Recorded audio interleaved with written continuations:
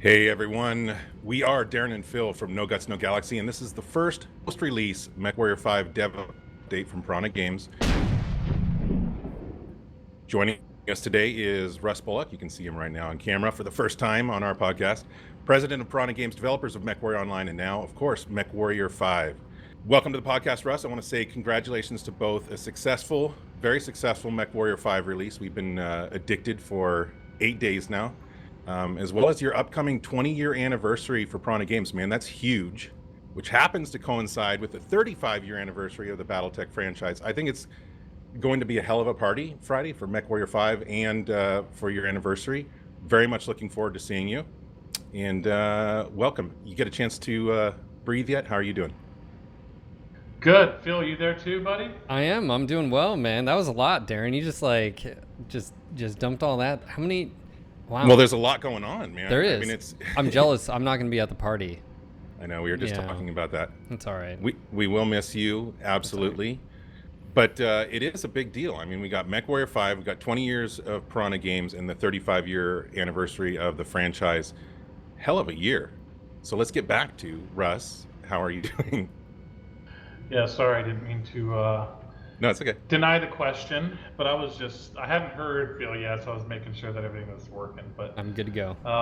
yeah, man, I gotta say, like, I know that, these things are complicated. There's lots of feelings out there about everything, but I'll just tell you how I feel and how I think when things went. And, things are, I don't know, I have to say, I mean, it must be pretty close to best case scenario overall, and I guess I'll tell you why. 17 years since the last Mechwarrior game, so a lot's changed in those 17 years. And in fact, the perception of what games are and what they should be and the type of, the design they should have has changed dramatically. And there's no doubt that when we started to make Mechwarrior 5 Mercenaries, we knew who we were making the game for, and there was kind of a decision to be made at that time, right? Like we could have gone a different direction. We could have gone, I guess, more modern, like more, okay, let's, for lack of a better description, say, head more towards, say, Titanfall or something. So it's like, sure, it's Mechwarrior, but we're going to make sure that it's taking modern game direction and therefore be, very different from past Mechwarrior games. That was one decision we could have went with. The other side was, well, we want to give like a true Mechwarrior Mercenaries experience. So if you took Mechwarrior 2 or 4 Mercenaries and you brought it to 2019 with Unreal 4, and you gave people all the things that they wanted back then when they were playing those games, namely freedom, to travel where they want, take the contracts they want, and ultimately give them a very Mechwarrior experience, but with some modern elements, modern engine graphics, modern destructible environments, a lot of stuff that is very, very 2019, but also still has a lot of more old school design feel to it. And so with that in mind, we knew that it was going to be right there. You make a decision that says, well, you're going to be a little bit volatile when it comes to some reviews and some reception. You're going to either, quote unquote, get it for exactly what it's trying to be, or you're not, or you're going to be like, well, neat, but, it feels too old school, or it's, doesn't, take modern design, conventions into effect, etc. So, heading down the stretch, we did some mock reviews and stuff, and we thought, okay, we think we got a good smattering of, we knew that there'd be those that got it, quote, air quotes, and we thought we'd get our share of 8+s, from those folks. And then there were some others that came at it exactly the other way. They were more like coming at it as a generalist. Anything to do with Mechwarrior or past Mechwarrior games really wasn't, a consideration for them. And we knew those folks would come in lower, and so we did what we could to sort of adjust the game as best as we could to try to bring up those generalist people to a certain level. And at any rate, we made the game we wanted to make, and I can certainly stand before everyone and say it's a game that the interviews I gave in 2016 to PC Gamer and stuff at MechCon was describing this game. and we definitely stuck to that, classic design in a lot of ways. And I said, yeah, it went really well. We got, probably just as many, 8+ style reviews as not. And so in a lot of ways, I think based on everything I just said, it's almost best case scenario really for this game. So I'm really excited. To me, I feel definitely super proud of the team. Very, very hard to get this game out the door. Very proud of everyone. And for me, anyhow, I'll always stand up tall and think that we definitely delivered something that will stand, proudly as the number 5 game in the series. Not as some sort of like strange, new version, but something that legitimately stands alongside the others. So anyhow, that's how I feel. So I'm very, very happy. The team, I think the team feels the same way, and there's a big level of feeling of satisfaction right now. Love watching everyone play the game, by the way. Love Well, it. I definitely want to say congratulations to you and congratulations to the team. I can only speak for myself, obviously, and I'm not going to try and speak for other people, but I have been absolutely addicted. I've been, for the most part, playing with Phil, during his stream and doing the co-op and then running my solo campaign at night. Again, thank you to my wife for allowing that, because I'm literally playing probably 10 hours a day. Um, I've got up to reputation level 12 on my solo run, and I just started this week a co-op stream with playing with players, and I am in heaven. I'm one of those people that gets it and have been waiting for this for a very long time. Russ, you probably remember me saying at least once or twice that I play Mechwarrior 4 still, or I have been playing it still up to this year. I played it once or twice a year, just running through the campaign.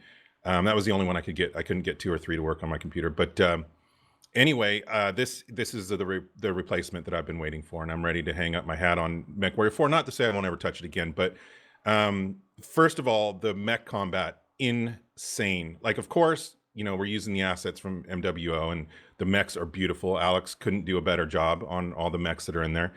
And so the mechs are just freaking phenomenal and beautiful. The feel of the game, the stompiness, everything is there that I wanted.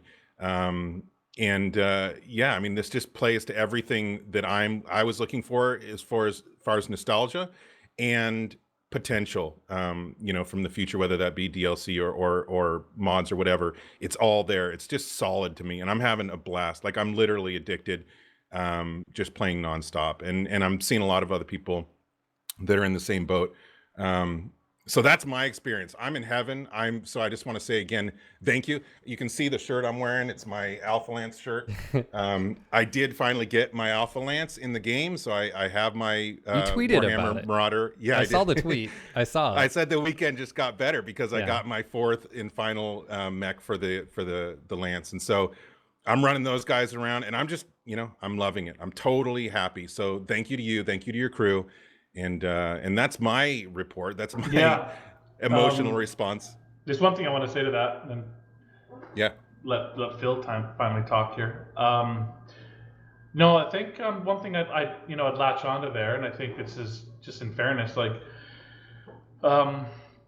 it's no surprise, I think, that the strongest aspect of the game, and even at Piranha Games, we will clearly recognize this as being maybe no surprise that the strongest aspect of the game happened to be the combat simulator. I mean, that's our history, right? That's who we are. Like, we just spent 8 years making Mechwarrior Online, and no matter what anyone really thought of Mechwarrior Online or how much you liked it or whatever, everyone agreed that the Mech Combat, the combat simulator, was solid. The solid experience, and so no doubt that was going to be our strength. And other areas weren't necessarily our strength yet. AI development and in particular storytelling. And those 2 aspects, in particular storytelling, were not the strongest parts of Mechwarrior 5. And so, but I do think we took pretty big steps in those areas. And it's not the high points of the game. The high points is the combat simulator. I mean, even in any of the less positive reviews for Mechwarrior 5, that's one area they'd always say. In fact, it's like, I read this one guy's, it's like, this, that, and the other, but damn, is it fun. And then I'm like, well, it's a game. Isn't that supposed to be the most most important aspect, So maybe your score should have been higher, buddy. But yeah, the Mech Combat's solid, and we made strides in those other areas. And those that have finished the game, I think I can clearly say that the story aspect gets stronger as you get closer, especially Rep 12 plus. I think is significantly stronger. So there is kind of one of the problems is there is kind of a gap, between 7 and 10 reps and stuff, and a little bit early. But yeah, I wanted to comment on that because definitely the combat simulator. I mean, you could almost live forever in instant action, and then I know that most people are having. It's cool to hear you talk about how many hours you're in, and we weren't really sure how long the game was going to be because when I tested it, I was effectively testing it from like a speedrunner perspective, right? Because I played through the game I don't even know, hundreds of hours, and then I probably finished it legitimately, start to finish, at least 5 times, and you could do it in 25 to 30 hours probably, but I'm surprised. Maybe a few people out there did that, but I think for the most part, what I'm hearing from people is they're going to end up with 2 to 3 times that because they're just floating around having fun. But at least, yeah. What about you, Phil? So the cool thing was me and Darren were on the outside throughout this entire process, and that's one of the things that has been different with MWO. Us knowing what was going on behind the scenes. But, it's like, oh, you can't talk about it. And it was like we were completely in the dark. Obviously, we got to play at MechCon with a bunch of you guys last year. And so we had just as much anticipation. And the cool thing, I think, from my perspective is I got to share in real time my experience with you guys on stream. And that's, first off, that's a first, right? As far as the Mechwarrior titles, as far as Mech 4 and stuff, that wasn't a thing. So that was really cool. And then on top of that, keynotes, I remember the very beginning, the training parts where you guys had holograms for mechs, and I remember saying so many times in the past, hey, it would be really cool if there was a training simulator where you could do that type of thing. And as far as storyline, very similar to what you were saying is Mech 4, your dad dies and you get revenge. This, your dad's, spoiler alert, something happens to your father, and then I'd 100% agree with you. It's very 80s. Well, the story sort of takes a twist, and that's where even now I think I don't want to ruin anything for anybody. I'm pretty far along in it, and I still don't know spoilers. Yeah, I still don't know what's going to happen. And so for me, I like the aspect and approach you guys took to story. And sure, you could always say, I'm sure you're probably your biggest critic as well. It's you always want to do better and you always feel like you can do better, right? But I think it's a unique route that you guys took for the story, and I think it's really cool. And of course, moving forward, to me, the entire game is a good foundation. And if anything, I think your words echo true. You guys want to build upon that foundation and keep going, right? So to me, it's amazing. I'll say one word as far as my favorite weapon, the Gauss rifle. Oh my God. Obviously. Yeah, the Gauss is so OP in Mech 5. In fact, my biggest advice for those trying to finish the game is save up those Gausses. Final missions. You want a bunch of Gauss rifles? In particular, especially the last one, it's going to come in real handy. Some of the story missions are really challenging. A lot of debate internally about the difficulty of the game, and I think that's a subject we'll get to here. And too easy, too hard, and it's very difficult because we're developing to a core audience that's listening here tonight. But at the same time, you don't want to make it so hard no one else can finish it. Yeah. One other point, I guess, just in fairness, I'll bring up, development over 3 years. And one thing about game development is that one thing that doesn't work well ever is retrofitting anything into your game design, right? And I would say that was one of the challenges, kind of post-mortem wise, of the game development was, I think the strength that you see in the combat simulator and in the Starmap and essentially the Merc loop, we'll call it, was because that was really the initial focus of the game. That was the core of the game, and there really wasn't that much plans for story initially. It was really about the merc loop and the freedom of the metagame, and it was, as we went along, there was, just feedback that we'd heard, like, oh, I really, people expressing desire for a story and for a nemesis and a bad guy, and people internally were kind of saying similar things. And so um, a lot of the story elements came together in the final, more than a year, but the final year or so. And we put significant effort into it once we decided what we had and what we we're going to do. And then we even hired an additional narrative designer for the final 6 months, and double down and try to put as much effort in as we can.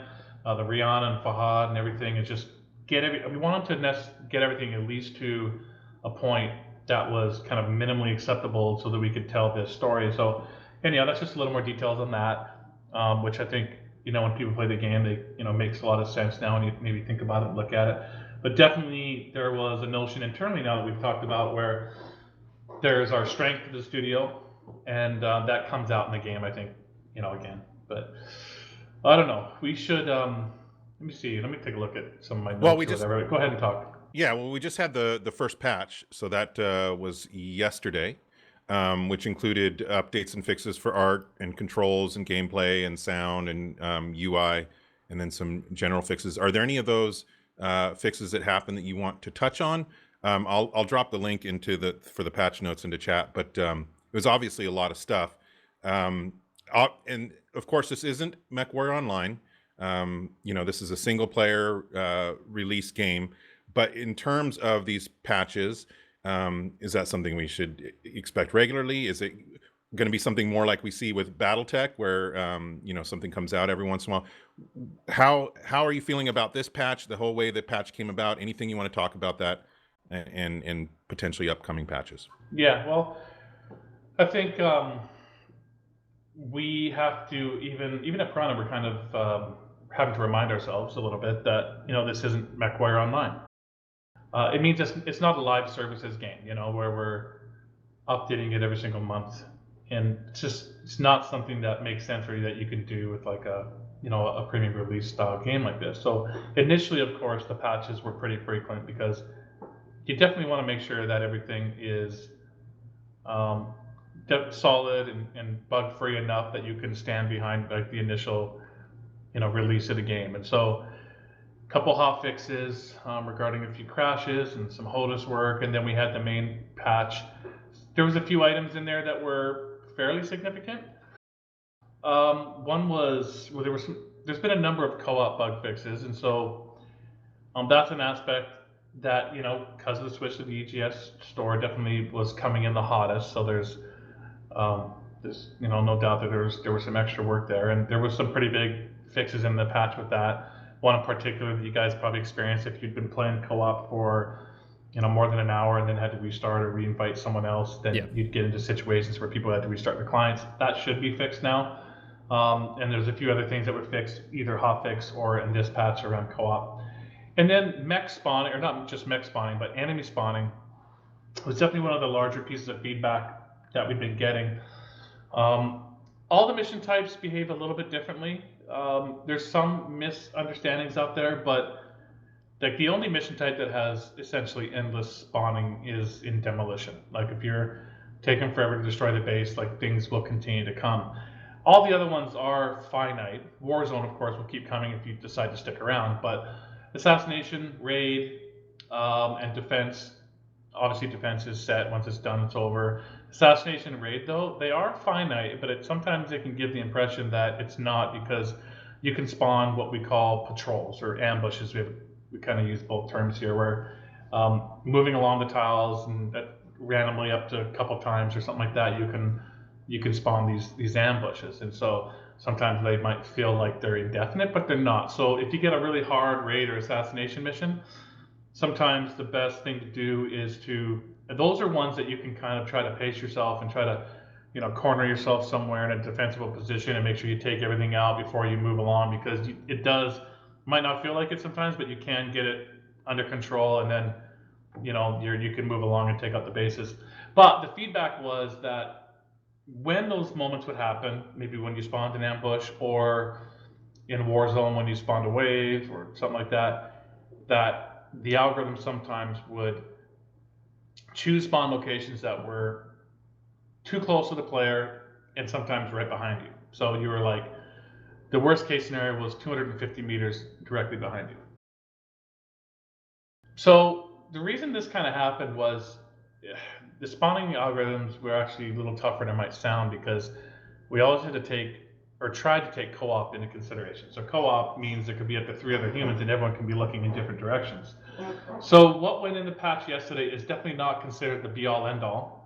I think we're going to be able to do some additional improvements, and maybe some more line of sight checks, but you have to be careful with those because they can be not very good for performance if you do it improperly.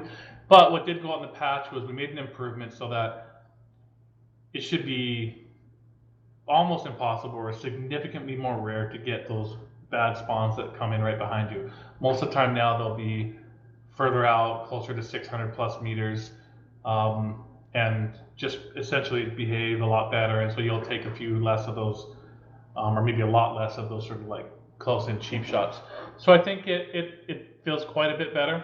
But that's the only thing we changed. I know we get some weird tweets after that's like, one guy, after the patch goes out, it's like, oh great, this is awesome. Now I just get really sweet military garrisons with high walls. This is so great. Thanks for the patch. Well, that had really nothing to do with the patch. That was just randomly generated missions doing its thing, getting a good run. But at any rate, the spawns have been fixed considerably, and I think we can make them a little bit better come January, which kind of plays into your other question, is like how often we going to patch. I don't really know for sure now. I do think we're pretty committed to at least one fairly robust patch in January, maybe like late January, to kind of coincide with some stuff we're working on with NVIDIA. So that I think is pretty close to a given. And then I guess that's the only thing I can kind of speak to at the moment is I think we'll have at least one sizable patch in maybe late January. And then I guess I'll just have to update, we'll just update you as we can regarding other ones. And then, yeah, be more like a DLC approach, but there'll be a combination of free updates and some DLC, and those ideas are starting to flow now, stuff like that. Right on. Now, obviously we're going into the holiday, right? We got the party coming up on Friday, and you go into Christmas holiday and New Year's and so forth. So if anybody's wondering why, later January, that's why. Everybody's got to take a break. This has been a long time coming. And actually, talking about everybody, how's the crew feeling? Like, was there could you hear an audible sigh when it released and, everybody's feeling good? Or was it just right to the grindstone again, for the hot fixes and so forth? How's everybody handling the release? Yeah, I think there was a relief. We definitely kind of stuck at it, but it was a different feeling, much more controlled feeling. That's another thing that's very different between this and MWO. You have to be a lot more cautious, or careful about the way you're updating things for a number of reasons. One, you're updating more of a premium retail product, so it's a very different approach. There isn't regularly scheduled patches, so you've got to make sure everything's dialed in. Plus, it's it's not in our store. It's it's just different. So I think that it was back to the grindstone a little bit, but definitely a much more methodical, kind of controlled way, and just kind of leading into the the home stretch, kind of heavy crunch for the finishing the game. I'll report it got really busy, but I think it was more bearable. It was a little more of a modern day, I hope modern day crunch, where it was like no one was expected to come in, or weekends no one was expected to work till the wee hours of the night, but you get buy-in from the team, and people were often spending a few extra hours in the evening here and there and throughout the week, and really came together, and I think worked really effectively to get the game done. So that but that did kind of like, there was definitely a big release when the game shipped, and again, because of the style of game it was, you're locked down a few days prior, so it wasn't like on the 10th where we finally go. It was honestly a little bit before that. It's probably Sure. even by midweek previous, because that last final week you're just kind of testing one or two things at a time and maybe squeezing in one here, one there, a loc fix, something. but just making sure that you've got your build, so you're not pumping in, hundreds of change lists, in the final days or anything. Yep. So I had a question, Russ. Co-op has been fantastic. I think some of my best moments have been hanging out with Darren and some of our viewers as well. What's your experience been with that? And I don't know if you can talk about stuff in the future. Is there anything more planned with that? Co-op, yeah, it's that's been great, and I knew that people were going to love it, or that they were going to be interested in co-op. But it still caught me by surprise at just how much people were playing co-op and how willing they were to experience the whole campaign and story and everything in co-op. Yeah, I guess that's kind of a personal thing. Like for me, it's sort of like I'm the type of guy that would take more of the approach like, okay, well, I want to play through this thing, and then maybe I'll start doing some co-op. But I saw people experiencing some of the story missions for the first time in co-op because someone's like, hey, I need help with this. They joined them. So I thought that was cool. And I do think that co-op went bigger even than I kind of thought it would. So to answer your question, yeah, I think we're realizing that it's a very popular feature. Both the Starmap metagame aspect is hit really well, and the co-op has. So again, there was a number of like more critical bug fixes around it that we got out the door, and there is a couple things that are, I guess you'd call sort of like low-hanging fruit that people want. Like there's some stuff that's kind of outrageous. It's more like people need to keep in mind and remember that this is a peer-to-peer host, client situation where there's no matchmaker server. This is like friends list, invite your buddies in and play co-op. So some of the ideas around, well, can we all be on the Starmap at the same time? And things can get pretty outrageous pretty fast. That can be like, sure, we can do that stuff if you give us like 18 months and, like an entire fresh budget to start with, then maybe we can do some of those things. But there's some other ideas that are more like living within the, kind of the co-op world that we're living in. One of them, which seems fairly obvious, and this is probably it's more of a quality of life improvement and something that wasn't necessarily ruled out by us, but just didn't make it for initial release, which would be just the ability for the clients to be able to edit mechs, so when you're in there and you're hanging out in the hangar and, waiting for the host to do stuff. And especially if you get some meticulous style host that's in there, like thinking through if they should. Look, I like to paint my mechs. All right, that's Phil takes. I feel judged right now for making me look good. All right. So that's an obvious one, and I'll say right now that we do have it in test internally right now.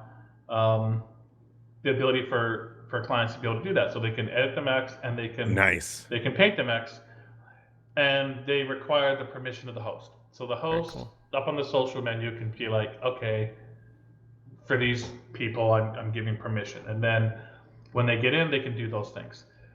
So there's a few things that get just a little bit funky with it, and you have to keep in mind that this is you're only playing with people. You're not playing with strangers. You're playing with people on your friends list that you're probably on VoIP with. So these things really aren't an issue. But if you are both editing the mech at the exact same time, the first person to submit the work order, if they happen to use the last medium laser, then that's the work order that's going to get it. A few things like that. So stuff like that probably for this type of game, playing with your friends usually won't happen because you're probably agreeing that whatever mech Darren's using, he's doing the edits on that. The reason you have to give permissions, though, of course, is because in that player's campaign, you're using their inventory, right? Their inventory, their C-bills, locking the mechs out for days on work orders that cost time and everything. So, but most of the time, I'd say among friends, this is a permission that's going to be set and forgot about. And but we thought it was important that the permission thing had to be there. So that's in test. Cool. Awesome. I'm not going to commit yet when it's going to come out. I really, really hoped to get it out before we broke for Christmas, but I can't commit to that today. We're trying. We're in test, so you can look forward to that though as an example of something that's going to happen, and that's a good example of a quality of life improvement to co-op. And I think there's a number of things that we'll kind of identify and find in that category of things. That category, I think, is something we'll be working on and polishing as we go along. Moving into that next category where it's like, I want to bring my mech from my campaign. Well, I'm not so sure about those things. We need those things would be much, if anything like that happened, that would be much further in the future. That'd be more along maybe official DLC type releases or bigger releases, and some of them might end up in a free update as well, besides just a DLC. But I mean that more along the lines of how long it would take, and yet they'd have to work within the structure of more of the peer-to-peer system we've created. To go, the full server and everything is totally different, dive into work. So there's a few ideas we're floating that might still be interesting, but the idea here to keep in mind is it's a single player game at its core and at its roots that you happen to be able to play co-op together with. That's more the way to think about it than like this is a co-op game that has single player. It's a single player that you happen to be able to play co-op with. So when you invite your friends into your campaign, or they're coming into your campaign, and there isn't some shared universe mentality with the the Starmap and stuff. So quality of life stuff coming right away. Some of the bigger items we'll be thinking about as we move along throughout the year in 2020 for some of our bigger updates. The co-op aspect has been awesome. I had a feeling it was going to be popular, especially with streamers and so forth. But it's been really cool to see how people use that. I too am running the campaign solo. Like I said, I'm up to reputation 12 on that one, and I'm trying to keep it that way. Although there have been a couple times on some missions where I was thinking, oh, I can't. I've tried it 3 times or whatever, can't do it, and I was thinking about putting the word out. But speaking of putting the word out, that's something I've seen happening is people are having issues with missions, and they literally tweet something out like, "I'm having a hard time with this." And this community, man, I'm telling you, this community is just awesome, and they're totally just jumping in, helping each other get through missions. The co-op aspect was a surprise, but also not a surprise at the same time. And I think adding the ability to edit your own mech, using the host's inventory is awesome. Gives us something to do, and finally, I can get rid of those freaking small lasers that people always leave on their mechs. But it is going to be that'll be a nice improvement. Now, I know you don't want to get too much into potentially what's coming or making promises or whatever, but you mentioned you're working on that co-op aspect right now, and we'll see it in the new year, obviously, at some point. Is there anything else that you are working on right now, or at least that's in the immediate future that you can hint at, or do you want to keep those mum? I think there's a patch here in test right now. There's 3 items in it. Otherwise, there's a whole bunch of stuff going into that January patch. So I don't have the notes well enough to talk about the January patch, but Sure. this thing that we're testing has that edit max thing, but it has a couple other fixes that people have been talking about. One is Cool. like when you get to a drop ship and you're fading out to leave. Basically, we're making sure that all the AI and everything is shut down at that point, because I know that you could, sometimes you'd be fading out and it'd be like, you guys would be screaming because they're You taking lost a damage and component. stuff. So we fixed that. And there was one other. Oh, yeah, there's something to do with the way the data and the saves work, although it should have worked, but anyhow, the save game that happens after you complete a mission, that happens after you've selected all your salvage and stuff, and I guess some people Right. were loading those save games and having their salvage be lost. So anyhow, we've shifted that so the save game happens as soon as you come back before the salvage is selected, so that fixes up that issue. So those are essentially the 3 things that are in test that I hope to get out as soon as possible when they're ready and we've confirmed that they all work. And so that's in that quick patch, and then the January patch would be late January, I should stress, will be much bigger, kind of more like the one we just put out, and perhaps even a little bigger than that. So Cool. that's about all that I can kind of go into detail Sure. on. I just want to plant a little, because you just mentioned evac.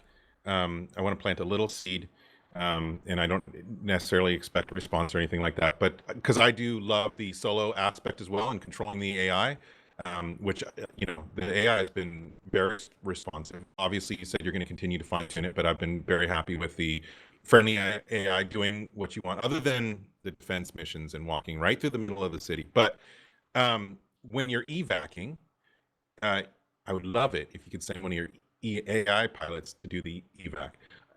Just planting the seed. That's all. Well, that's Because I am actually definitely a solo player. that's actually a question I was going to ask you, Russ. You mentioned the spawning, and of course, the spawning has to do with like AI, and again, I don't know the technical stuff as far as that AI. Can you talk about that? Like, do you have ambitions for expanding that? I mean, obviously, I know some people are experiencing different things at different skill levels as well. Like, my pilots are getting up there as far as skill, and they tend to do a little bit different. And then also, I've noticed I was doing testing. My pilots do really well if I'm long range and they're long range, and we just sort of sit back and stuff like that. What are your thoughts on the AI, and is there any future improvements that you'd like to see? Yeah, well, I think the stuff I'd like to see more than anything would be the more egregious items. Like that's what I'm focused on. So yeah, in defense missions. So the reason that they end up smashing through stuff, and we kind of knew this heading down the stretch, but we just really didn't have time to fix it, or if we tried, the risk was too great that we'd break a bunch of stuff. Um, Basically, they're trying to stay in formation. So Gotcha. they're trying to stay in formation. So you guys don't have the debug tools, but if you were to turn on the nav mesh, you would see that there is properly red nav mesh under all those buildings, which basically says there is nav mesh there, but the AI knows that they really shouldn't go there unless they absolutely have to. And so in situations in other game modes, let's say Warzone or something, and you walk through the base, for the most part, or maybe they're running off ahead of you after an AI or something, they'll generally do pretty well at missing everything. But when you're moving along with them in formation, they seem to prioritize the staying in formation over top of avoidance. So I do think there's actually an improvement we can do there. That might be a good example of a candidate for like a January patch. I'm not confirming for sure yet, but that would be a great example of something we could look at there. The evac thing is interesting. I'm not sure about that. As far as other stuff, more in general, yeah, I mean, honestly, I'm relatively happy. I think that there's really just a couple of things that stand out that maybe give an impression, a worse impression than maybe it is. For the most part, they work quite well. I've seen a few comments about my elite pilots are standing there and miss the tank that's like 150 meters away. Yeah, I get that, but that's a tough road to head down because everything to do with AI is about percentages, and it can't be perfect at times. But we do have these AI accuracy curves. So, and they're obviously much more accurate at close ranges than they are at long ranges. But you could shift the curve to be 100% accurate once they hit a particular skill level at anything under 200 meters. But there's a lot of ramifications. That means that the balance would be completely different. Then you'd have to probably amp up the number of AI in the level to keep the difficulty at a particular pace because stuff's getting cleared out a lot quicker by your AI. That has ramifications in performance. How many AI can we put on the screen before performance degrades? So there's a lot of knock-on effects of various things, and so a lot of times single-player game you kind of live with a balance of like, and sometimes for a lot of people that's not an issue. It's like this is fun, and then for other people it's like just seeing that is very very triggering or whatever.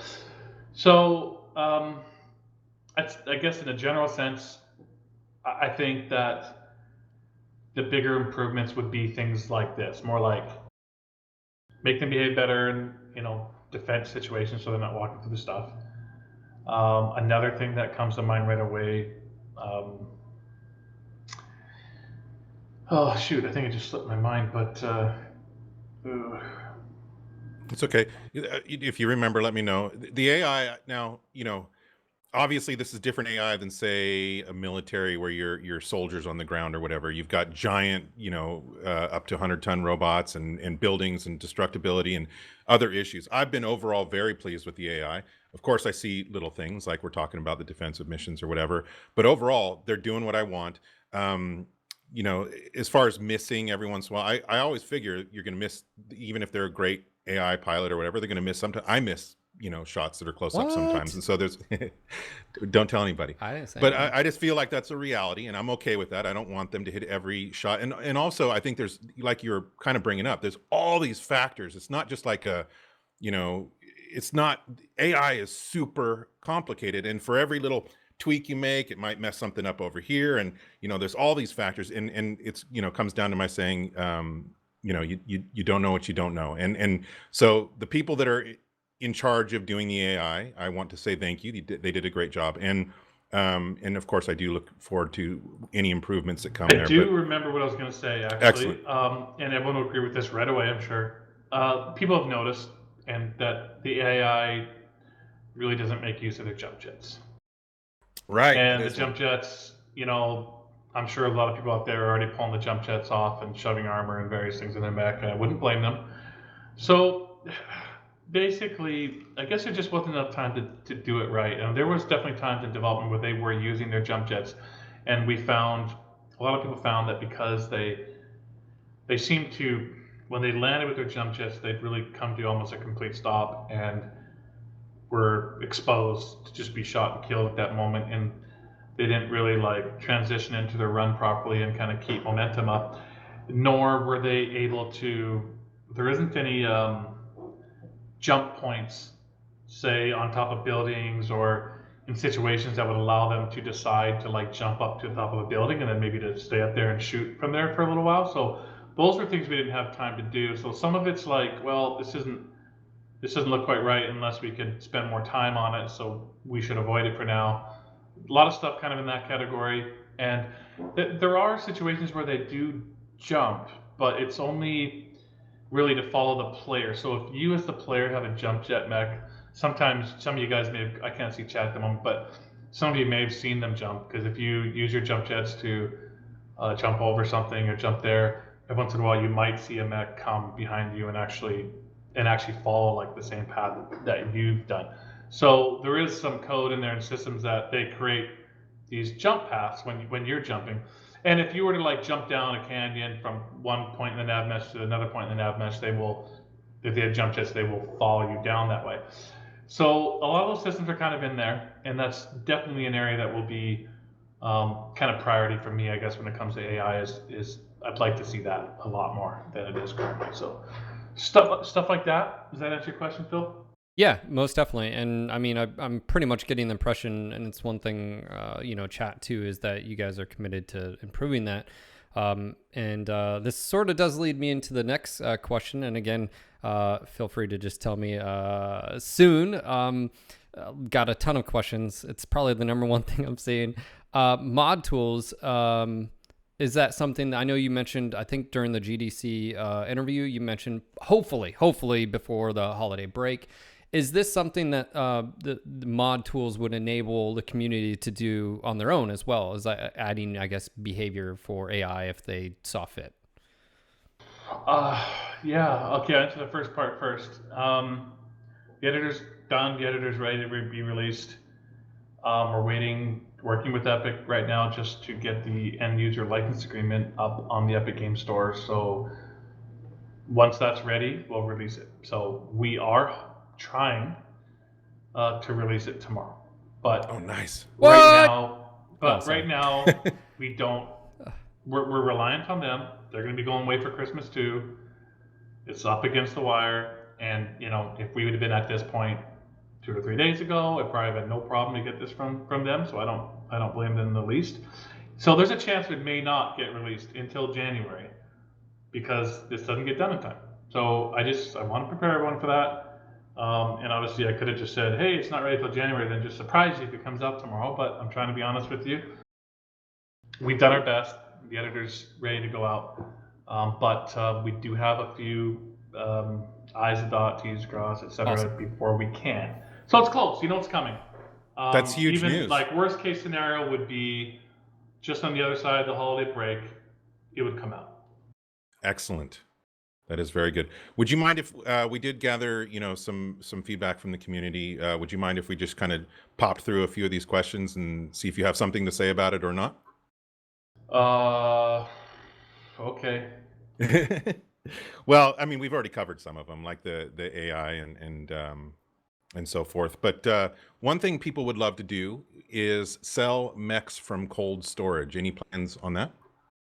Yeah, I think that's a good example of something that will be a strong candidate for like the January patch.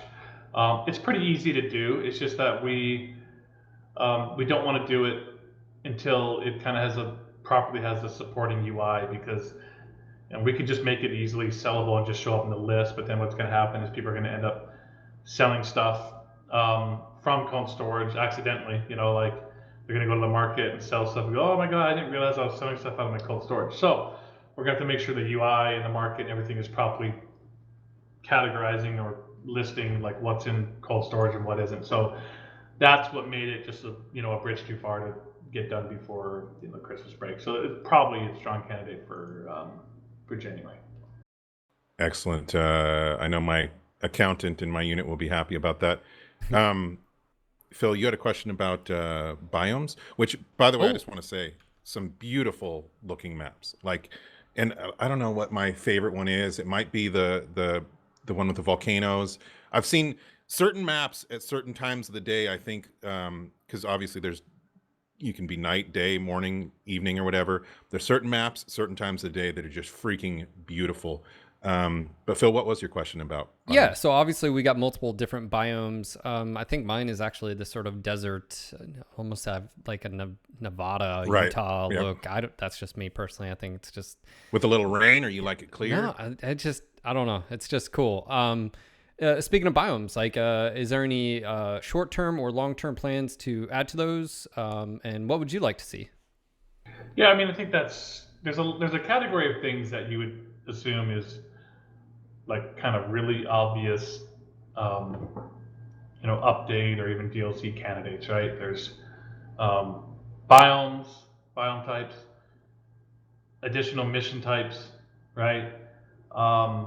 Additional garrisons to populate the world with, maybe some missing equipment that introduces missing mechs, content stuff that's, I think, relatively obvious. So I think those are the type of things that people should be a little bit patient for, though. You're not looking at like a January patch or something. This is a little later in the year when we looking at more DLC and free update timing and stuff like that. But I think there's a number of things like that will be very, I think, kind of like really obvious targets.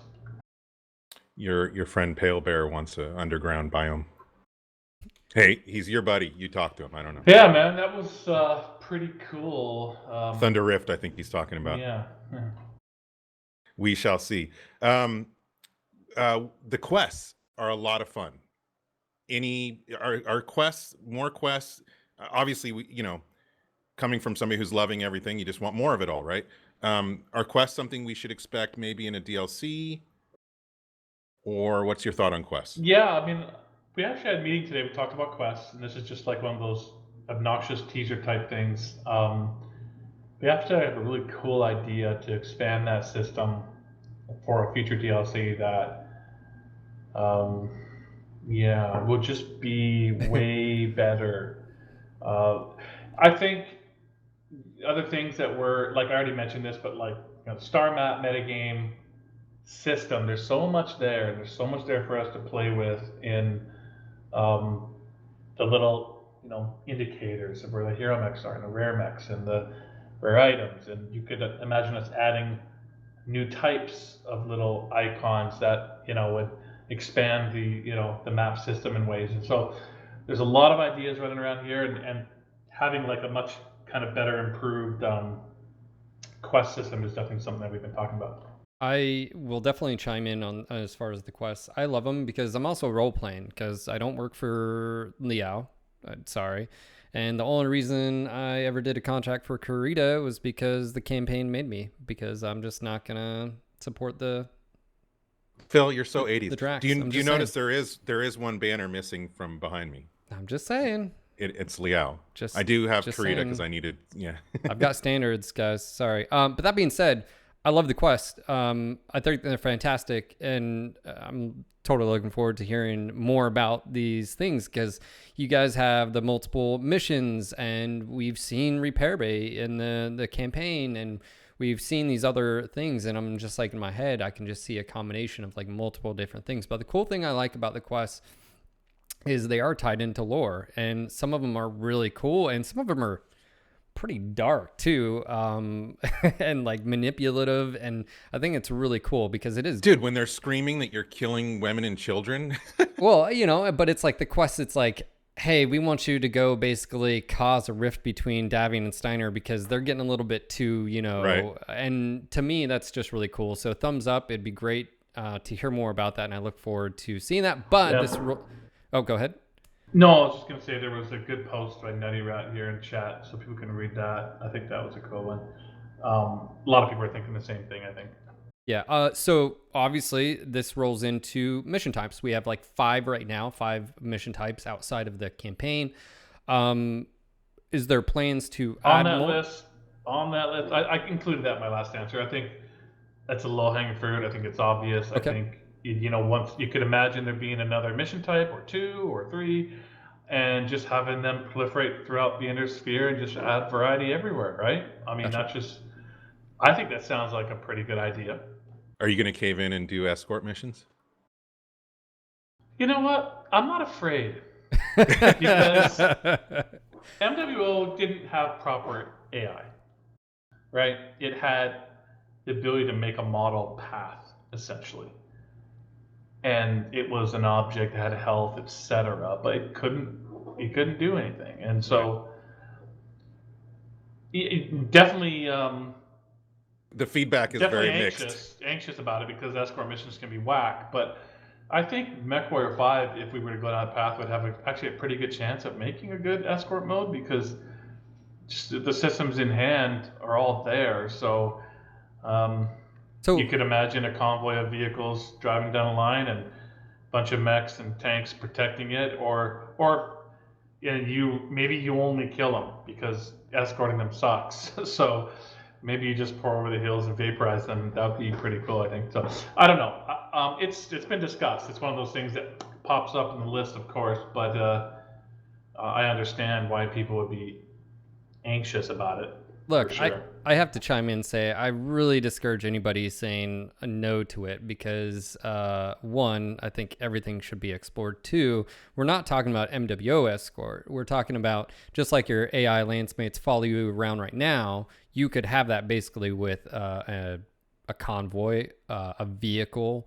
I mean, it doesn't even have to be a mech. It could be a mech as well. And if anything, multiple options should be obviously looked at. And from my point, I'm looking at other titles, past mech games, Mech Commander, where escorting member the train, for those that don't remember, where you're the Op 4 and you go blow up the train and you've got, forces protecting the train. So I see it on reverse too as well. So, yes, I think escort would be cool and done in that fashion. The feedback on escort is so mixed, man. That's people either love it or hate it. Because sometimes it's out of their control. I hated it in Battletech too, man. I finished Battletech for everyone out there. I loved it. Good game. I haven't played the DLC yet. I've just been busy. I'm planning on doing so. But there was an escort mission, and just waiting for them each to take. Oh my god! I finally got those vehicles. They were so goddamn slow, and I finally got them there. And then like the last turn of the game, this like enemy panther jumps over the hill. PPC snipe from a million miles away, blew up one of the vehicles, and ruined my I can't remember if I failed or if it just like made it not perfect, but I was just like, what the hell? Yeah. So I get it. People were talking about the escort missions in Mechwarrior 4 too, which I am glad they were there, but sometimes, yes, they were extremely frustrating. Well, Phil, what is that mech I'm seeing on stream? What is that far mech there? I don't know what you're talking about. I haven't seen that yet. That bay is empty. What are you talking about? What the hell is that? I don't know what you're talking about. He's so far ahead of me. I don't know what he's talking about. Anyways, also too is I think it's the player. It's like the lack of control sometimes. One thing I like about some of the defense missions is where you have a percentage of the base remains. So like you have 60 and 40, and I barely missed out on a 60. I think we hit like 57%, albeit one of the reasons was what you were talking about earlier, the AI, the landsmates thrown into buildings. But other than that, for me, on the role play perspective, I'm trying to save as much as that of the infrastructure as possible. So like, and I can almost see your rewards for the mission getting, you know, a bonus for saving even more and stuff. And so like stuff like that, I think is really cool. And as far as yeah, I think we can go further with secondary objectives. We didn't get to go very far with that in the initial release, so that's a good point. Where you do see some secondary objectives in the game, it's cool, but there's not enough of it. I think I think a lot of the defense missions are 40 and 20 now, but there's a story mission one that kept at 60 or something. Those can be that can be tough to get it to stay above that first number, I find. I gave up trying to be perfect on that. Yeah. But well, but they're fun. What's interesting too is being on the outside too, watching other streamers, other content creators, and obviously I can't watch someone who doesn't stream or put a YouTube video up, but the varying skill levels, you have quite a lot of people that came in here that hadn't played since Mechwarrior 2 as well, you know, had been waiting for a PvE style game too. And so the skill levels, I think if anybody played MWO, you actually sort of have a one up on a lot of people because of the transfer of skills coming here, being able to aim and move and so forth. But it's been pretty cool. And the reason I'm bringing that up is the difficulty. You mentioned difficulty. As the game progresses and you can go and do these missions that are more difficult, you do realize that AI do hit you harder, they aim better, and sometimes they maneuver to where you wouldn't expect as well. And I feel like that's probably quite a balancing act because there is no difficulty slider too. So those missions it is what it is, and you have to be at that skill level to be able to, you know, push past it. Yeah, it'd be interesting to find out what people are saying. Obviously, we're talking to the core audience here today, so a lot of them probably felt it was fine. But there are some that get pretty tough. There's some later story missions that I was pretty worried about, actually, kind of down the stretch, trying to really debating with myself, like, oh my god, I'm not sure. This is pretty hard. And I could complete them because I've been playing a lot, but even some of them later on, and I'm not the best player, but I've been playing a ton, and I was able to complete them all, but like sometimes not the first try, even towards the end. Like the last time I finished a game, it took me my third try to finish the final game, or the final mission. Some of the others down the stretch would be a second attempt as well. And when you did succeed, it probably wasn't with all your lance-mates around, right? So, but then, a lot of the feedback was from the team and stuff too, is like, look, it's a long game, but there's not that many core story missions. There's a handful compared to how many proc missions you play. So you kind of want those particular missions to be special and to be harder, and you shouldn't necessarily expect to just like beat it the first time you jump in. But anyhow, it definitely can be, some missions can be challenging. And I'm not sure if everyone up there knows, but when you play co-op, there are hidden difficulty multipliers. So that was one of the things we kind of put in close to the end, because I was like foreseeing it, like, this is gonna be too easy and people bring in their friends. And we did some co-op testing, and it was pretty clear that was the case. Like something that was like really hard by yourself became somewhat trivial. You would just bring in one friend. Trivial. So there are some multipliers. I don't have the exact numbers in front of me, but if you have two humans, and like the accuracy, lethality. What lethality means is it's a chance that they'll go after a damaged component more. Like the AI has that capability. People may not know that because it's not part of the power skill trees or whatever. But there's accuracy, there's lethality, and I believe there's shielding, kind of like the power skill shielding. So they have more of each of these three things. The number of humans you add into the game. So we tried that, and we think we ended up with pretty good numbers on those multipliers. But we'll be continuing to look at that. So it does kind of scale up appropriately with number of humans. But then back to as far as a difficulty slider, that's a tough thing, because the way the whole game was built, it's not exactly obvious how we'd go about that. I mean, you'd probably have to go about it with some sort of like negative, multiplier reducer thing, that if you choose this, then the AI is a little less accurate, and things like that. It's much too much effort to like say, well, because you chose easy, we're going to spawn less and go through like completely redo how the levels are built by the generator.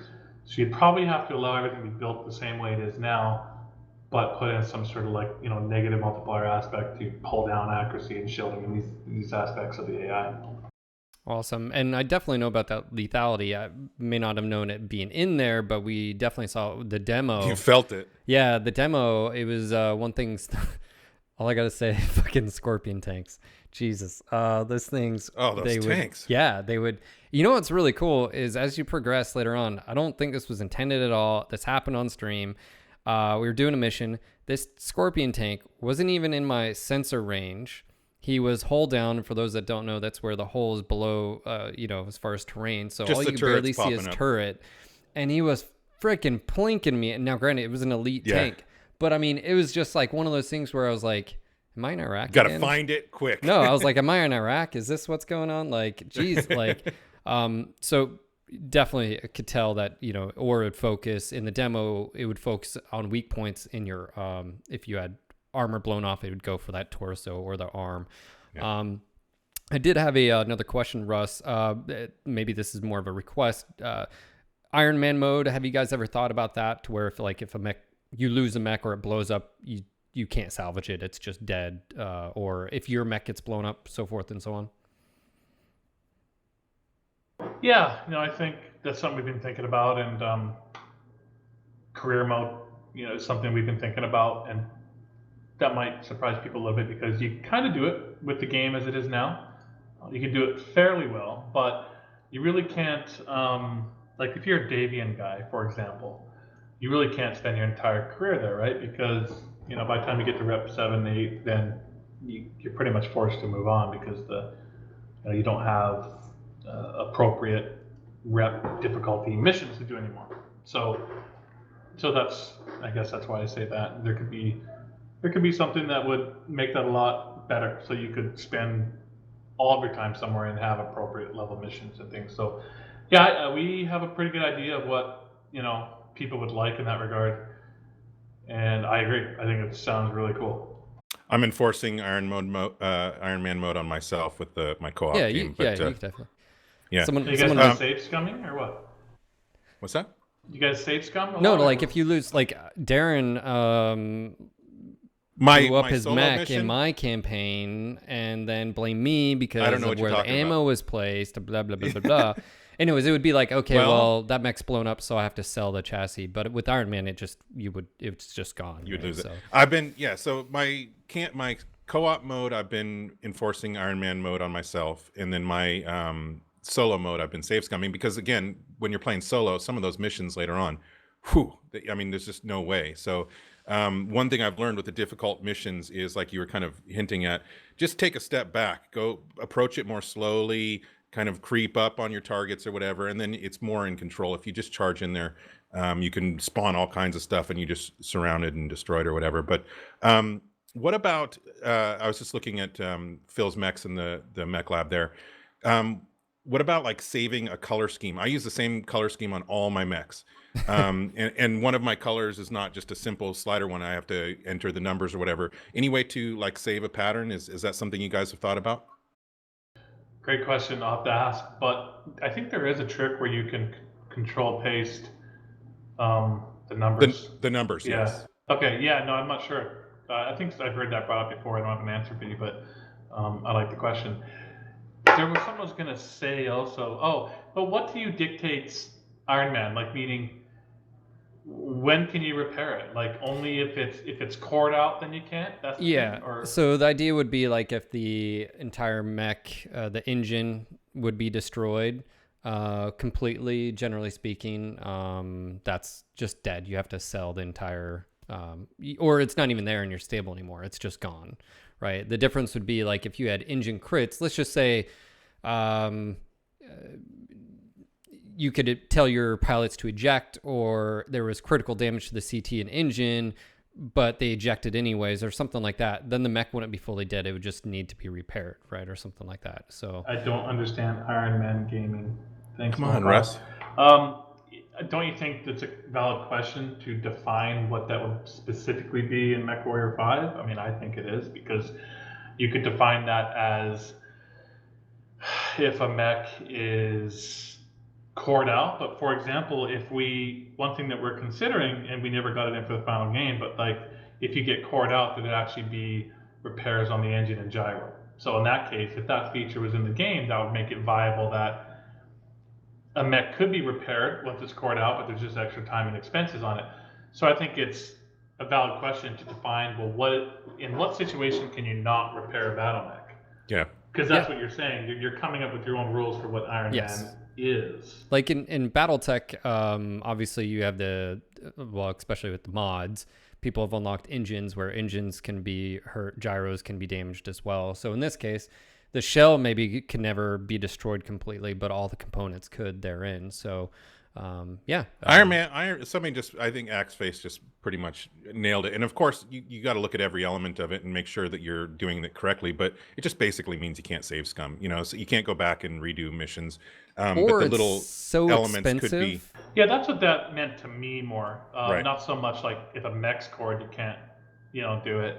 If If you play a mission and your guy dies, someone might save scum that, of course, because it's like, oh my god, my guy's dead.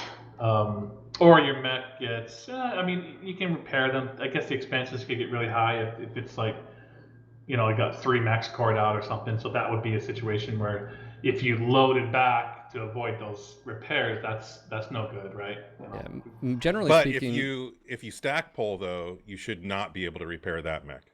I know some people ask, or in general, Iron Man 2 doesn't allow you to save. Like if you're in a mission, it doesn't. Correct. You have to, like, you can save that spot right there, but you can't basically go back to the mech lab and stuff like that. That's true. We could say that ones that stack pulled could wouldn't show up in the salvage list. That's something we could do. Anyways, it's fun.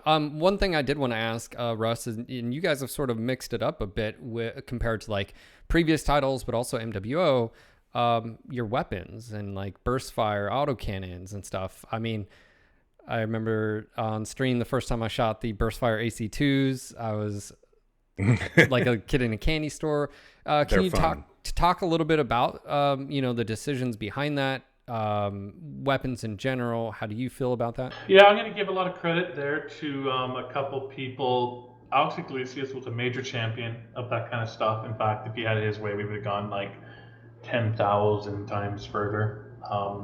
And it's cool. I'm glad people like it.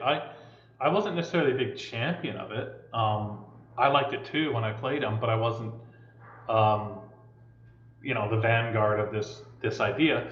And Chris Lowry got behind it. He's a supporter of it, and he ended up through balance being the one to kind of make sure that a lot of the enemies in a lot of situations were coming with the burst fire modes of the weapons instead of the regular. We had his balance reasons for that, I think, at times. So probably in various different ways. Like if you run into like one of those stupid AC-20 urban mechs, they can shred your AI guys. And so it's nice that they are burst fire sometimes. It'll save you. But yeah, they pushed the burst fire aspect of the ballistics, which was maybe the most obvious one, and then the streaming aspect of the missiles. I think that's kind of cool too, because I haven't bothered using them yet, but I keep thinking to myself I should, because they seem like they might have a better hit rate because they're coming in instead of in the spread, and the spread can be weird sometimes. Sometimes it works out well. You notice you launch them at a VTOL and like sometimes an LRM-10 easily takes it out, and other times it's like, hardly hits it, it feels like. So I think the stream one's gonna be pretty cool. Yeah, and there was some push to do different things with different energy weapons and stuff too, but we were just running out of time, and also I was becoming a little more resistant. I thought the ideas were starting to bleed into maybe what you'd get when you get to pulse lasers, or I don't know. The other ideas I don't think were as obvious or as So anyhow, that's where we ended up. So a lot of those guys, credit to them, they pushed those elements, and a lot of people seem to like it, so that's great. Been having a great time with the weapons, the different weapons, both the the mechanics for them and the audio and stuff, which I can't wait to have Sean on our podcast and talk about all the audio. Loving the music, definitely. Yeah, let's talk about the music. I thought I did a good job too. I put a lot of pressure on him. I was like, Sean, I need this soundtrack to be good. Make it good. Yeah, a lot of love for the Battletech soundtrack. I thought it was good too. But I thought about using the same guy, and he's great. He did a great job. But one, I have a long relationship with Sean. He's worked for the company for a long time. He did a great job on MWO. And on top of that, I knew that the soundtrack that we wanted for Mechwarrior 5 Mercenaries was, I knew the style of soundtrack that we want. It was, more like Mech 4 Mercs. It was very, rock, heavy guitar and stuff like that. And not that I didn't think, the Battletech composer could do it. I didn't know. I could go find out, but I had confidence in Sean. He's for that style of music, and so I was nervous about it, but I pushed him on it, and I am very happy with where it ended up. It's there's a lot of good tracks in there, and a lot of them that are real fun to listen to. Yeah, I mean, somebody in chat called it boomer music, and I'm okay with that. I can handle that. But to me, it is very Mechwarrior. But a lot of it is boomer music. Yeah, boomer music. Darren, Well, I'm not a boomer. Darren likes his. Neither am I. I know. Darren I don't likes care what Gen it X, says. baby. No, Darren likes his guitar solos and stuff. That's that that's was why. Little Yes. side note. I was just actually talking to Sean the other day, and we were laughing about this. Sean, I'm not sure how old he is. He's probably a few years younger than me, but Gen X. But we were just reminiscing of going off about kids these days. They don't know anything about music, right? Like in our day, our bands, like my favorite bands, whether it's Tool to whoever else, like these are musicians. There's Careful 3 where you're instruments going here. on stage, and they are it's unbelievable. And these guys compose everything, write everything, perform everything. You can see them live, and they sound like the record. But the modern music, it's like there's this guy up there. They push a button on some machine so all the sound comes out of the speaker. Anyhow, I'm going off Gen X style. You're gonna piss people off anyhow, here. This one guy, I guess someone said something to Sean, which was very funny.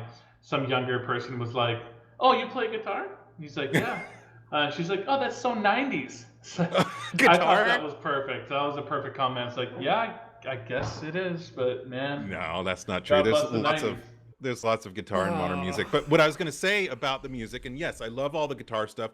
I love the theme, in the intro when it shows you, between your mech's legs, kind of pointing out the whole kind of the Mechwarrior 5 theme. He just nailed it, and I totally appreciate that metal part. Whatever you want to call me a boomer, that's okay. I'm not. But what I also appreciate about his music, and you can't really hear it as much in game, but if you listen to the actual album, is a lot of the ambient music, the more mellow stuff. He did some really cool keyboard stuff as well, and so I think sometimes people don't hear that as much, or it's not. People don't realize Sean, all the guitars you hear in there, he played all that himself. Yeah, Sean did everything. The guitars, it's not just like here's some guitar riffs I found somewhere, I'm going to splice them in.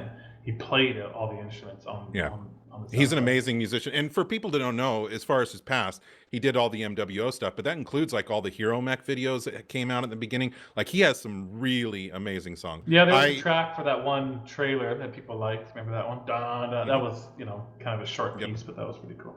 Yeah, he's a good guy. So again, looking forward to having him on the podcast and talking about all the audio. Again, one other question I wanted to throw at you, just a quick and easy one, a repair all button. Any, repairing a lot of mechs, going there, repair. Yes, I know. One of the only real bad review we got, I think Summary called it Dare to Repair. So, that's stung a little bit. I get it. It's a lot of repairing. So here's the challenge with that. Definitely something we're thinking about pre-release, but it's not as simple as it kind of seems, because if you have this repair all button, as you know, you already have one in the game essentially, but it doesn't take off the destroyed equipment. And that was a decision we made because it used to take off the damaged equipment, but then you'd get in these situations where you would get into the game you'd be missing gear, and that was frustrating. And so, the obvious assumption is like, well, just have it replace all the broken stuff. But it's kind of complex because sometimes you have that gear in your inventory, sometimes you don't. So when you do, you do, but when you don't, then what? Then you have to message all that properly through the UI, and whether you use stuff in the inventory or whether you use what you had, but then you ran out of stuff. And then if you run out of stuff, you want to automatically go to the market and buy the stuff. If it happens to be on the market, then tell the player, let them confirm that they can spend the money on the market. But what if the inventory doesn't have it and the market doesn't have it? So I think there's a solution there that can be better and can improve what we have, but there was enough, sort of like knock on details there that it just wasn't something we were going to be able to get out. So we kind of ended up with sort of the best we could do in that regard. And then, we have some thinking to do. I'm not sure how. I'll let you two answer, maybe for the community, on what, how you would like to see that handled. Like, do you want to actually automatically go to the market too, and all that kind of stuff, or would it just be like, hey, use what's in the inventory and get me to confirm that, but then if it's not in my inventory, do what? Leave the broken one on, or take it off and go out under tonnage? Like, it's a little bit complex. I'm fine with repair all, just repairing the mech, not replacing parts. So I don't mind going in there and checking. Here's the reason why. Because again, if I have a tier, maybe I don't want to use that tier 4 medium laser in this instance. I'm saving it for later or whatever. So I'd rather replace parts myself. That's a personal preference. I'd rather just see it repaired, and then I can go and check which ones maybe lost components or whatever. That's me. Phil, what do you?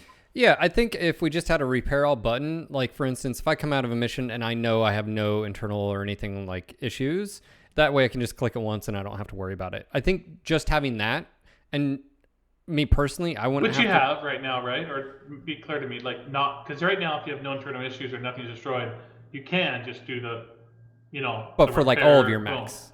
For all of your mechs. Like a okay. repair, like if I come Yeah. out and I've got 4 mechs that are, I just want to click repair. And Oh, if is there's that what's meant more by repair Yes, all? yes, Okay, yes. I was thinking repair all in the mech, including broken equipment. No. So you're saying you come back, repair all Yeah. means all 4 mechs. Yeah, because I did a 3-part mission last night. I came out with 12 damaged mechs. So I had to click in each one individually and repair them, not the components, just repairing it. So it'd be cool, especially in that instance when I had 12 damaged mechs, to just repair them all across the board. Now, if there's damaged equipment, I'm okay with then it saying like, hey, you still need to fix this or whatever. The only issue I ran into that was if you're not paying attention and you're not looking at the icons below the mech, not the, how do I say this? Yeah. The mech standing in your repair bay, when you're in there, there's a little icon saying, hey, there's a damaged stuff, but the little icon, there's been a few times where I dropped and I'm like, oh shit, that weapon was destroyed and I didn't realize Right. it. So this repair all button would probably have to be only on all the mechs that will actually be fully repaired. Yes. If you catch my drift. I think that would be good. Yeah. If there's 3 of them that have a destroyed weapon or a heatsink or whatever, then those ones won't be. Yeah, I think those that's ones fair. won't be given work orders, because if you gave, as you just said, if you did repair all and put a work order on for one that's just missing a heatsink, now you have to wait 3 days before that's done so you can fix the heatsink. So, yeah, okay. Yeah, I think that's fair too, because like playing too, I'd be like, oh shit, I didn't realize, what did you just lose? And then I'd go and fix that right then and right there. So yeah, for me at least, that would be super easy, just having to repair all, and then yeah. So Russ, I heard you on the GDC interview a few days back, which was nice to listen to, and you mentioned Mechwarrior 6. Now, obviously, you're just saying you'd love to do Mechwarrior 6 someday. You weren't. We just released Mechwarrior 5. I'm not getting at when is Mechwarrior 6 coming out. But along those lines, do you want to talk about? Well, there's a huge. I've been watching chat since the beginning. A huge clan-shaped elephant in the room. And people are, the dirty clanners out there, and I don't understand them at all. But you want to? I don't understand you, Phil. They're a lot of people dying for their clan mechs. Do you may not want to say anything about this at all, but do you want to address that at all? DLC, clans, Mechwarrior 6, yeah, anything I think along a lot those of lines? people correctly, understand. I do get some tweets and some conversation of people saying things like they should have been in this game, or they should have at least been in for instant action, or things like that. I'm going to totally disagree with you, and I'll tell you why. You don't want to do the clans half-assed. I mean, the clans are a crowning jewel. They are this gem out there we can reach out to, That's and right. they We are. represent. I don't know about that. Well, they represent a huge opportunity, right? They're not just like they're not just add-on material.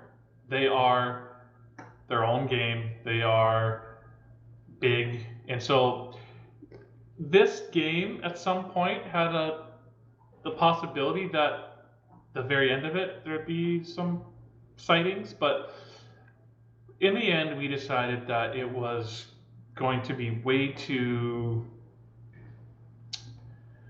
not doing them justice, because if you want to put them in, you want to see things that are very unique. You want to see unique behaviors, maybe even HUD, the laser effects. Like you want them to be significant and significantly different. So I think you can read the tea leaves there and just say it's at the very least a major DLC pack or greater. So you can interpret that how you will. And I know people love them. Be patient. Sure, modders will do what modders do, and that's wonderful, great, whatever. Not worried about that. Not scared about that. I mean, people will get their fixes, but I'm confident that, obviously, if there's ever a big official clan thing, people will be ready for that too. Obviously, just because they got their Mad Cat modded in isn't going to make them any less excited about a major clan. Timberwolf. Sorry. Oh, geez, sorry. I apologize. Did I say Mad Cat? I am an Innisphere. Yeah, it's Which is the Don't Innisphere? apologize. Summoner or Thor? I forget which one. Summoner. Summoner was the clan version, and this is my favorite mech. So you can mock me in chat all you want, but that's a cool mech. All right, very good. Well, we've had you for about an hour and a half. There are a few. There are a few more questions though. Well, Russ, how are you doing? How are you feeling? Want to take a couple more? Oh yeah, bro. Yeah, let's take a couple more. Go for it, Phil. Obviously, there's a lot of questions about performance. You mentioned NVIDIA. Do you want to talk a little bit about that? I mean, obviously, I know me and Darren were just talking about how difficult it is, literally because PCs, you're not working on the same hardware across the board like consoles. Do you have any comments as far as like the performance and, should people be reporting stuff? Hashtag the Discord. We have a link to that. Continue to report stuff on Discord for sure. Bugs and or feedback. That's great. Performance. I don't have a lot to say in that regard. I think we went through some performance stuff between beta and release, and there were some pretty good ones. It doesn't mean that I think performance is perfect and we're not going to do any. It's just that I don't have anything to report at the moment. I think we got the release. We did some driver releases. There's some stuff coming like that. I'm hearing your guys' reports of FPS drops when zoomed in. So I think we need time now to sort of, now that we're post-released and patches and hot fixes, and we'll come back and we need to do basically some fresh profiling of the whole game and kind of maybe create an action plan. So we'll definitely be looking into that and assessing that, but I just don't have anything specific to report. I think a lot, for the most part, it performs pretty well. Certainly an improvement for PGI on, compared to MWO, I think that's fair to say, but doesn't mean we're totally satisfied. So we'll definitely be looking at it and seeing if we can make, better improvements. Performance. What was the other thing you talked about? NVIDIA. NVIDIA stuff. We already announced that the game's gonna have RTX and everything, so it didn't at launch. I thought it was going to. So, but it's not completely in my hands.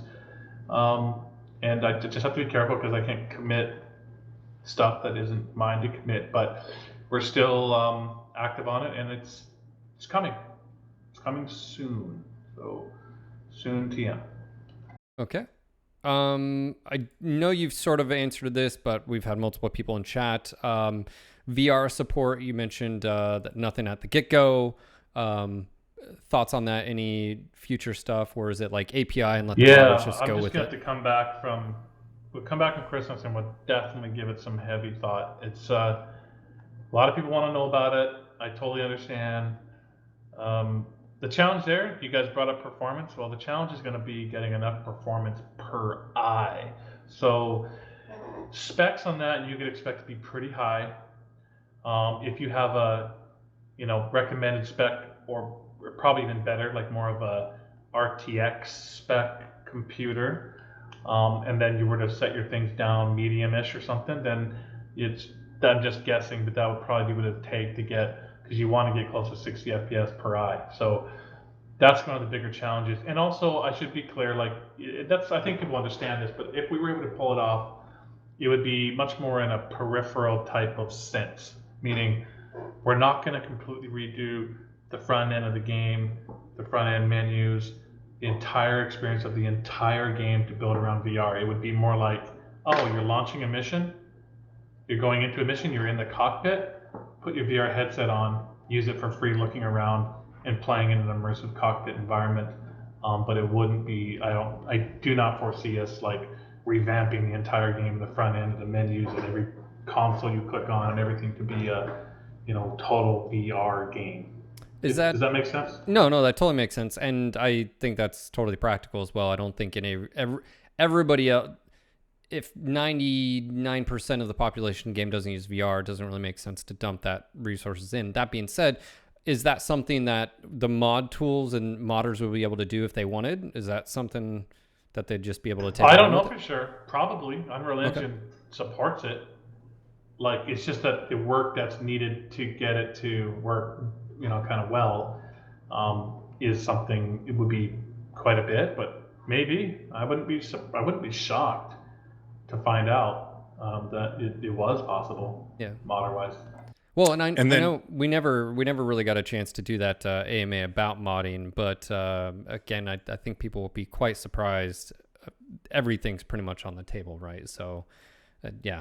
I mean, it's going to be exciting. Russ mentioned mechs too, so again, mechs. Yeah. Speaking of mechs, there a lot of people have been asking about the Corsair, which is obviously a mech you already have the model for, but there's a few mechs still out there that we don't have models for. Is there anything you want to say about potentially new mechs? Is that a DLC thing? Obviously, modders are I've going to been do their getting thing. a lot of questions about, like, hey, these mechs are in timeline, why aren't they in there? I mean, guys, there's a lot of mechs in there, so don't. There are. Try not to get mad just because a few aren't in there. So there's a few reasons. There are a few pieces of equipment that we don't have in Mechwarrior 5, right? We don't have ECM and BAP and mask. And so there were some variants that were removed for that reason. I don't remember the reasons for all of them. And the Corsair is a very good example of in a different way. There was a plan to have it upon release and to have particular missions associated with that. Something happened in development. Those missions were not completed, done. So straight up answer, that's exactly why it didn't show up in the game, but why all the content was there and why it was in the beta, and we cut some stuff out. So yeah, you got to think DLC. I mean, obviously, low hanging fruit would be some missing equipment that would allow some mechs to go in, and finding a way to get the Corsair in there for DLC reasons. Yeah, I think that's all fairly obvious, right? I mean, didn't cut all those mechs out and didn't think like we're never going to release these mechs or anything like that. So if there's an IS mech that is in MWO that's not in Mechwarrior 5 but is in our timeline, then there's probably some reason for it, to equipment and whatnot. I know I had a few people hammer me on Twitter and say, well, here's one that doesn't have an equipment problem that's still in your game. So I'm not saying that's a 100% answer, but that's I think a 90+% answer as to why maybe it wouldn't be in Mechwarrior 5. Spectre 6, to answer your question, I was very, very happy the other day to run across the Warhammer Black Widow. That's what I'm running. Oh man, I got it, and I'm so happy. What's cool about the Black Widow, I have 4 machine guns on there and 2 medium pulse, and then the PPCs and some missiles. I mean, I can go up and I can face tank something and grind it down with those machine guns and the pulse so quick. The Black Widow is a very fun mech. Anyway, I'll tell you a weapon system if you haven't tried it. Gauss, I know. SRM6s. No, I know. SRM6s. Oh my SRM6 god, with wrecked. Artemis, like you wanna that Kentaro. I've seen. Yes. Oh man, just 2 of them on my Atlas. I know, dude. Oh my god. So Yeah, Golden Boy Rex face too. Oh yeah, the Kentaros are insane and so forth. But anyway, a lot of fun. We're going to continue playing the hell out of it. I'll be playing my solo campaign some more tonight, a little later after dinner. But again, I want to say thank you, Russ, for doing this game, for developing this game, and to your whole team. Everybody did an amazing job. We're really looking forward when everybody gets back from the break to have people on and talk about the various elements of development and so forth. But thank you. But yeah, Russ. Yeah. As we're sort of wrapping up, is there anything you want to like tease about 2020 that maybe you haven't mentioned, that you want to just drop it? And is there any Honestly, like I feel like I teased too much. I feel Teased like too I much? basically let everyone know everything about everything. So, Go back and but listen to the I think podcast. there's just one thing I'll say. I did see, something in chat all night long of like a lot of people were just like, like what about MWO? Don't forget about MWO. Look, this chat was a Mechwarrior 5 chat. Just because we didn't talk about MWO does not mean bad things for MWO. So we will bet UE4 support in MWO in 2020. Okay, well. Wait, was that a promise? No. No, I know. We'd have to take an 18-month break just to port it. So, at any rate, definitely we should talk about MWO next year and make sure everyone knows. And I got the calendar invite. There's the leaderboard reset and patch coming in January. So definitely going to no plans to abandon it. But I don't have. You also have to realize that of course we're all hands on deck shipping Mech 5. So coming back in the new year, we do have to sort of also just like take a big fresh look at MWO and decide what plans that would be. So don't know right now. Just know that we are still thinking about it, and we'll definitely plan. We'll think about it in the new year and see if some patches and some updates make sense. Yeah, guys, this dev update was very specifically about Mechwarrior 5. We intentionally weren't asking anything about Mechwarrior Online. I have a huge windstorm happening here right now. So if my Is that power what that goes was? out, Holy shit! dude, it knocked something over in my office earlier. But anyway, we will have the team back. We'll be talking MWO in the new year. We'll be talking more with behind the scenes and developers of Mechwarrior 5 in the new year. Again, want to thank you, Russ, and the whole team. And I'll see you in a couple days. Hey, Paul. Paul's out there. And then also want to thank all of you in chat. We've been having a blast playing Mechwarrior 5 with you. Phil and I are streaming every single day, so we hope you keep joining us for some of those co-op missions and continued updates. Looking forward to hearing about what's going to happen with modding in the new year and all kinds of exciting stuff. So yeah, we're happy. I'm so ready. Totally ready. I've been waiting so long. Oh. Yeah, sorry you can't make the party there, Phil. But it's all right. It's a little quick of an event to come out from North Carolina for. Who knows? Right. Maybe we'll have MechCon next year. Who knows? Right? You never know. I like the sound of that. So obviously we will be sitting down and talking with you after the new year. I just want to say happy holidays, Russ, and happy new year to all of you guys out there. We appreciate you guys being here. If you are new, make sure to click that follow button. And of course, we appreciate all the support. You guys have been great. That being said, I will be streaming tomorrow. Darren said he's going to be on later on tonight as well. Russ, I will throw something out towards you. It'd be great if you want to, maybe do some co-op sometime. I don't know, get you. Hell yeah. You got a webcam. You got a webcam now. So you got the webcam now. Well, this is at the office. I'll be at home all Christmas break, but I'd love to play some over the Christmas break. So. Well, we won't have a Thor for you, but we will have a dragon. I can get one if I have to. Or a summoner. I can get one if I have to. Okay, sounds cool, man. All right, thank you again, Russ. You have a great evening. And of course, again, guys. Thanks for everyone listening. Thanks for tuning in. Thanks for playing. All right. Absolutely. Thank you, Russ. And of course, again, thank you guys. Thank you guys for the subs. Thank you for hanging out. And quick shout out to Russ and, of course, Piranha Games.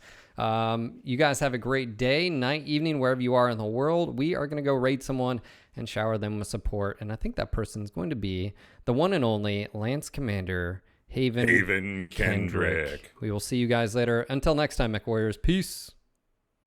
Thanks, guys.